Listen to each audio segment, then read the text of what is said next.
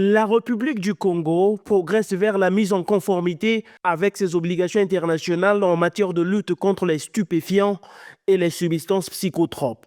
Par le biais des lois du 31 juillet 2003, le Congo a ratifié la Convention des Nations Unies contre le trafic illicite de stupéfiants et de substances psychotropes de 1998 et la Convention de 1971. Ces adhésions sont renforcées et appuyées par la nouvelle proposition de loi sur le contrôle des stupéfiants, des substances psychotropes et des précurseurs portée par le député élu à Ongoni, Yves Fortuné Mundele Ngolé Wurosia, qui, avec des exemples concrets, a su convaincre la plénière. L'idée qui était la mienne consistait à faire en sorte que la loi veille au contrôle de l'usage licite de ces drogues. Je vous donne un exemple. Le tramadol, qui est un médicament, n'a pas vocation à se retrouver entre des mains non habilitées.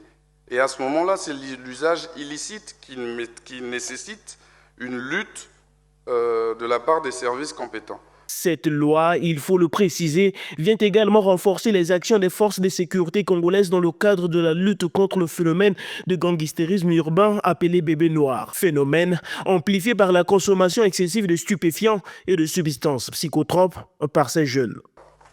Sur la destruction des drogues saisies, dans la loi, dans le corps de la loi, il est dit qu'après enquête de l'officier de police judiciaire ou l'agent saisissant compétent, les scellés sont présentés devant les juridictions pénales. Si la détention est illicite, ces dernières vont être détruites.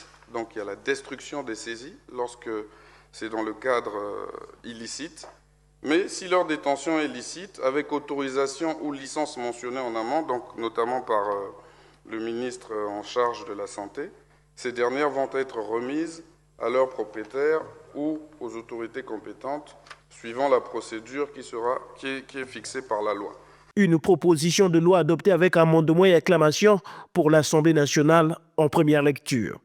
Par cette proposition qui comble un vide plus qu'abyssal.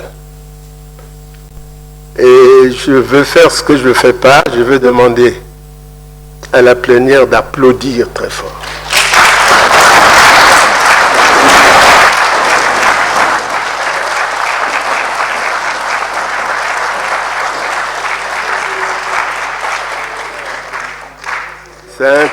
C'est un texte d'importance. Dans la Convention des Nations Unies de 1998, l'article 3 stipule que chaque État partie adopte des mesures nécessaires en vue de conférer le caractère d'infraction pénale conformément à son droit interne.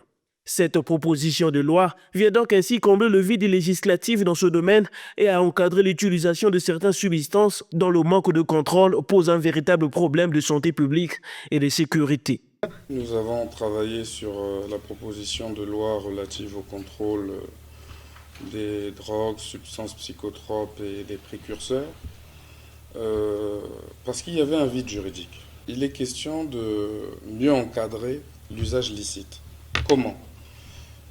Il faut donner aux médecins, aux pharmaciens et même aux vétérinaires la possibilité d'utiliser ces substances dans le cadre de leur travail, mais dans un cadre légal. Adoptée à l'Assemblée nationale, la proposition de loi du député Yves Fortuné Mundele Ngolé Wurosia vient de franchir une première étape décisive dans son processus d'examen. Il ne reste plus que l'étape finale, le vote et l'adoption au Sénat.